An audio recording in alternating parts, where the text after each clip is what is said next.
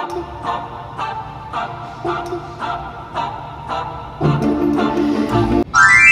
Friends, welcome to my channel. आज हम लोग डिस्कस करने वाले हैं अल्कोहल के बारे में, वो है रम की कैटेगरी। सो रम जो होता है वो मोस्टली शुगर केन से बनता है और रम ज़्यादातर शुगर केन प्रोड्यूसिंग कंट्रीज से आता है। वो है Caribbean country, Guyana, Barbados and West Indies, most of those, and some of the rums are made in India as well. So आज मैं आपको हर एक रम की वैरायटी के बारे में इंट्रोड्यूस करना चाहता हूँ। तो इतने सारे रम्स मैं आज आपके लिए लेके आया हूँ जहाँ पे रम्स आपको इंट्रोड्यूस करने मिलेंगे, राइट। So let's start. तो रम बहुत सारी वैरायटीज़ में आता है, जैसे कि dark rum, white rum and golden rum, right.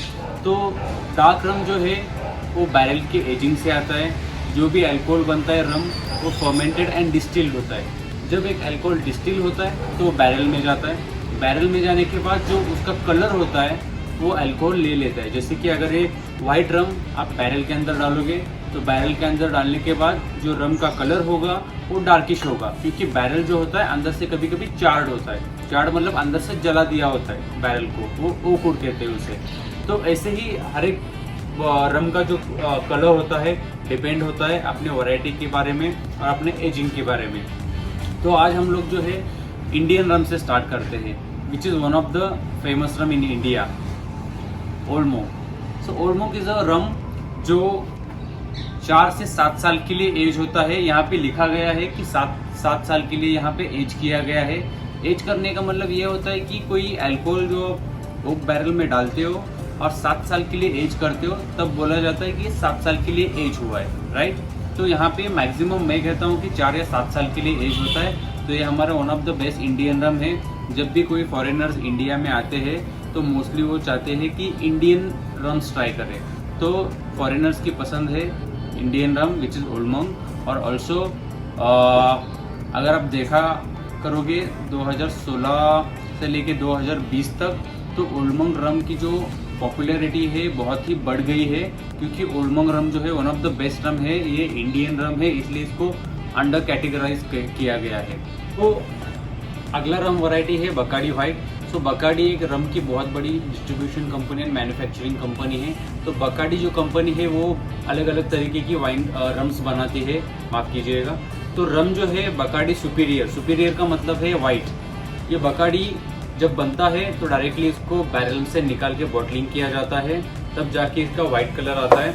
तो बकाडी के अंदर भी बहुत सारे वैरायटीज़ है, जैसे कि बकाडी 4 इयर्स, बकाडी 10 इयर्स। तो दोस्तों मैं आपको आज बताना चाहता हूँ कि इसका मतलब क्या है।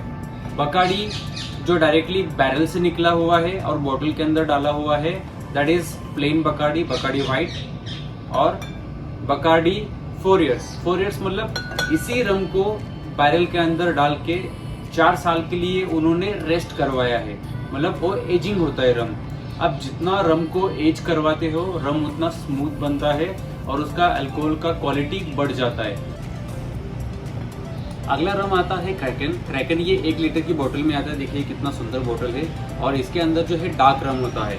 जैसे मैंने आपको बोला कि रम का प्रक्रिया जो होता है शुगर केन से बनता है। तो शुगर केन के अंदर जो मोलासिस नाम का चीज़ होता है, जो शुगर केन का यूजुअली बाय प्रोडक्ट होता है, तो उस बाय प्रोडक्ट को यूज़ करके रम बनाया जाता है।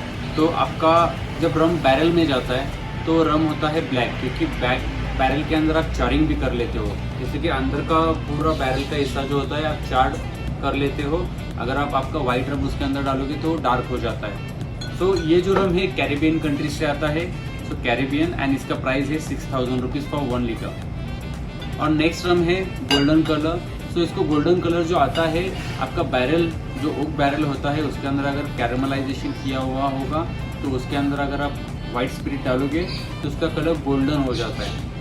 तो ये माउंट गे एक्लिप्स, ये रम बारबाडोस से आता है। बारबाडोस अगेन या Caribbean country. Next this is Bush mango. अब बुश मैंगो मीन्स रम जो होता है अलग अलग फ्लेवर्स में भी आ जाता है। जैसे हम लोगों ने इंट्रोड्यूस किया था अशांति स्पाइस रम, वैसे ही ये बुश मैंगो जो है इसके अंदर मैंगो का फ्लेवर होता है।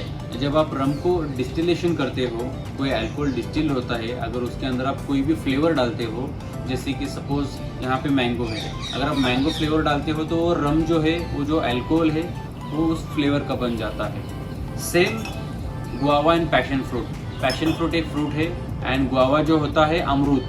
तो अमरूद और पैशन फ्रूट इन दोनों को मिला के इसके अंदर फ्लेवर डाला गया है, तो ये रम जो बनता है mango, passion fruit and guava. तो इसके अंदर 2 वैरायटीज़ है दोस्तों, है डिप्लोमेटिको माउंटोआना। सो हमारे पास रम की 2 वैरायटीज़ है, एक है डिप्लोमेटिको माउंटोआना एंड डिप्लोमेटिको रिजर्वा। इन दोनों के अंदर जो फ़र्क होता है, डिप्लोमेटिको माउंटोआना जो होता है एक वैनिला एंड स्पाइसीनेस आपको मिलेगा इस रम के अंदर टेस्ट, एंड दूसरा जो है इसी कंपनी का रॉन डिप्लोमेटिको रिजर्वा। तो रिजर्वा का मीन्स होता है कि ज़्यादा एज किया गया है एंड ज़्यादा इसके ऊपर डिस्टिलेशन के ऊपर काम किया गया है, एंड इसके अंदर आपको टॉफ़ी टेस्ट मिलेगा, टॉफ़ी एंड थोड़ा सा चॉकलेटी टेस्ट इसका होता है। सो बेसिकली दोस्तों, जो रम की वैरायटीज़ है, आज तक हम लोगों ने सुना था कि बकाडी होगा या वोलमोक होगा, तो मैंने आपको इतने सारे रम्स की इंट्रोडक्शन करा के दी है। तो आप डेफिनेटली मैं आपको कहना चाहता हूँ कि आप ये सारी रम्स आप मार्केट में देख सकते हो, आप इनके बारे में पढ़ सकते हो। सो इस तरह से बहुत सारी रम्स की वैरायटी मैंने आज आपको जैसे बताई, उसी तरह से मैं आपको अगले वीडियो में लेके आऊँगा बहुत सारी स्पिरिट्स की कैटेगरी। तो आप इस चैनल के ऊपर रुकिए एंड अगली स्पिरिट वैरायटीज़ को चेक करते जाइए। तब तक के लिए थैंक यू।